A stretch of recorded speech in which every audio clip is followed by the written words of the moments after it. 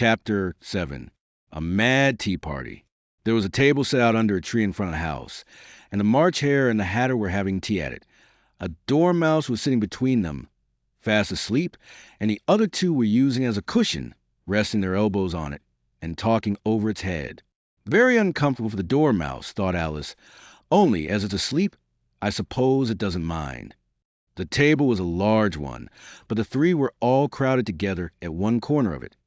No room, no room, they cried out when they saw Alice coming. There's plenty of room, said Alice indignantly, and she sat down in a large armchair at one end of the table. Have some wine, the March Hare said in an encouraging tone. Alice looked all round the table, but there was nothing on it but tea. I don't see any wine, she remarked. There isn't any, said the March Hare.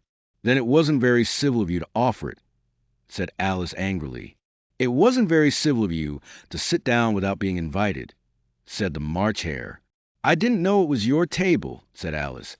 It's laid for a great many more than three. Your hair wants cutting, said the Hatter. He had been looking at Alice for some time with great curiosity, and this was his first speech. You should learn not to make personal remarks, Alice said with some severity. It's very rude. The Hatter opened his eyes very wide on hearing this, but all he said was, Why is a raven like a writing desk? Come, we shall have some fun now, thought Alice. I'm glad they begun asking riddles. I believe I can guess that, she added aloud. Do you mean that you think you can find out the answer to it? Said the March Hare. Exactly so, said Alice. Then you should say what you mean. The March Hare went on. I do, Alice hastily replied. At least I mean what I say. That's the same thing, you know. Not the same thing a bit, said the Hatter. You might just as well say that I see what I eat is the same thing as I eat what I see. You might just as well say, added the March Hare, that I like what I get is the same thing as I get what I like. You might just as well say, added the Dormouse, who seemed to be talking in his sleep, that I breathe when I sleep is the same thing as I sleep when I breathe. It is the same thing with you, said the Hatter, and here the conversation dropped, and the party sat silent for a minute, while Alice thought over all she could remember about ravens and writing desks, which wasn't much. The Hatter was the first to break the silence. What day of the month is it? He said, turning to Alice. He had taken his watch out of his pocket, and was looking at it uneasily, shaking it every now and then and holding it to his ear. Alice considered a little, and then said the 4th. 2 days wrong, sighed the Hatter. I told you butter wouldn't suit the works, he added, looking angrily at the March Hare. It was the best butter, the March Hare meekly replied. Yes, but some crumbs must have got in as well. The Hatter grumbled. You shouldn't have put it in with the bread knife. The March Hare took the watch and looked at it gloomily. Then he dipped it into his cup of tea and looked at it again, but he could think of nothing better to say than his first remark. It was the best butter, you know. Alice had been looking over his shoulder with some curiosity. What a funny watch, she remarked. It tells the day of the month, and doesn't tell what o'clock it is. Why should it? Muttered the Hatter. Does your watch tell you what year it is? Of course not, Alice replied very readily. But that's because it stays the same year for such a long time together. Which is just the case with mine, said the Hatter. Alice felt dreadfully puzzled. The Hatter's remark seemed to have no sort of meaning in it, and yet it was certainly English. I don't quite understand you, she said as politely as she could. The Dormouse is asleep again, said the Hatter, and he poured a little hot tea upon his nose. The Dormouse shook its head impatiently and said, without opening its eyes, Of course, just what I was going to remark myself. Have you guessed the riddle yet? The Hatter said, turning to Alice again. No, I give it up, Alice replied. What's the answer? I haven't the slightest idea, said the Hatter. Nor I, said the March Hare. Alice sighed wearily. I think you might do something better with the time, she said, than waste it in asking riddles that have no answers. If you knew time as well as I do, said the Hatter, you wouldn't talk about wasting it. It's him. I don't know what you mean, said Alice. Of course you don't, the Hatter said, tossing his head contemptuously. I dare say you never even spoke the time. Perhaps not, Alice cautiously replied, but I know I have to beat time when I learn music. "Ah, that accounts for it," said the Hatter. "He won't stand beating. Now, if you only kept on good terms with him, he'd do almost anything you liked with the clock. For instance, suppose it were 9 o'clock in the morning, just time to begin lessons. You'd only have to whisper a hint of time, and round goes the clock in a twinkling. 1:30, time for dinner. I only wish it was," the March Hare said to itself in a whisper. "That would be grand, certainly," said Alice thoughtfully. "But then, I shouldn't be hungry for it, you know." "Not at first, perhaps," said the Hatter. "But you could keep it a 1:30 as long as you liked. Is that the way you manage?" Alice asked. The Hatter shook his head mournfully. "Not I," he replied. "We quarreled last March, just before he went mad, you know," pointing with his teaspoon at the March Hare. "It was at the great concert given by the Queen of Hearts, and I had to sing. 'Twinkle, twinkle, little bat, how I wonder what you're at.' You know the song, perhaps?" "I've heard something like it," said Alice. "It goes on, you know," the Hatter continued, "in this way. Up above the world you fly, like a tea tray in the sky. Twinkle, twinkle." Here the Dormouse shook itself, and began singing in its sleep, "Twinkle, twinkle, twinkle, twinkle," and went on so long that they had to pinch it to make it stop. "Well, I'd hardly finished the first verse," said the Hatter, when the Queen jumped up and bawled out, "He's murdering the time," off with his head. "How dreadfully savage!" exclaimed Alice. "And ever since that," the Hatter went on in a mournful tone, "he won't do a thing I ask. It's always 6 o'clock now." A bright idea came into Alice's head. "Is that the reason so many tea things are put out here?" she asked. "Yes, that's it," said the Hatter with a sigh.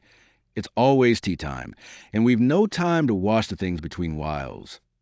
"Then you keep moving round, I suppose?" said Alice. "Exactly so," said the Hatter. "As the things get used up. But what happens when you come to beginning again?" Alice ventured to ask. "Suppose we change the subject." The March Hare interrupted, yawning. "I'm getting tired of this. I vote the young lady tells us a story." "I'm afraid I don't know one," said Alice, rather alarmed at the proposal. "Then the Dormouse shall," they both cried. "Wake up, Dormouse." And they pinched it on both sides at once. The Dormouse slowly opened his eyes. "I wasn't asleep," he said in a hoarse, feeble voice. "I heard every word you fellows were saying." "Tell us a story," said the March Hare. "Yes, please do," pleaded Alice. "And be quick about it," added the Hatter, "or you'll be asleep again before it's done. Once upon a time there were 3 little sisters. The Dormouse began in a great hurry, and their names were Elsie, Lacey, and Tilly, and they lived at the bottom of a well." "What did they live on?" said Alice, who always took a great interest in questions of eating and drinking. "They lived on treacle," said the Dormouse, after thinking a minute or two. "They couldn't have done that, you know," Alice gently remarked. "They'd have been ill." "So they were," said the Dormouse. "Very ill." Alice tried to fancy to herself what such an extraordinary way of living would be like, but it puzzled her too much. So she went on, "But why did they live at the bottom of a well?" "Take some more tea," the March Hare said to Alice, very earnestly. "I've had nothing yet," Alice replied in an offended tone, "so I can't take more." "You mean you can't take less," said the Hatter. "It's very easy to take more than nothing." "Nobody asked your opinion," said Alice. "Who's making personal remarks now?" the Hatter asked triumphantly. Alice did not quite know what to say to this. So she helped herself to some tea and bread and butter, and then turned to the Dormouse and repeated her question. Why did they live at the bottom of a well? The Dormouse again took a minute or two to think about it, and then said, "It was a treacle well. There's no such thing." Alice was beginning very angrily, but the Hatter and the March Hare went "S-H, S-H," and the Dormouse sulkily remarked, "If you can't be civil, you'd better finish the story for yourself." "No, please go on." Alice said very humbly, "I won't interrupt again. I dare say there may be one." "One indeed," said the Dormouse indignantly. However, he consented to go on. "And so these 3 little sisters, they were learning to draw, you know." "What did they draw?" said Alice, quite forgetting her promise. "Treacle," said the Dormouse, without considering it all this time. I want a clean cup, interrupted the Hatter. Let's all move one place on.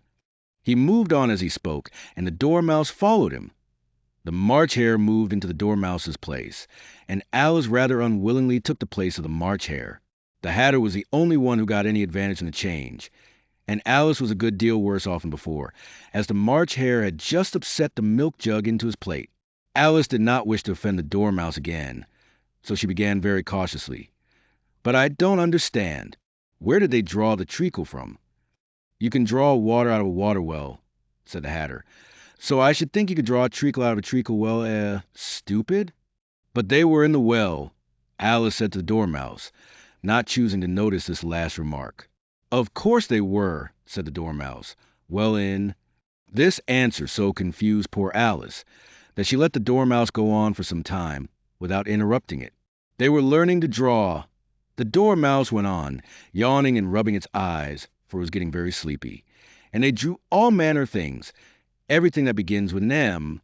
Why with an M? Said Alice. Why not? Said the March Hare. Alice was silent. The Dormouse had closed its eyes by this time and was going off into a doze.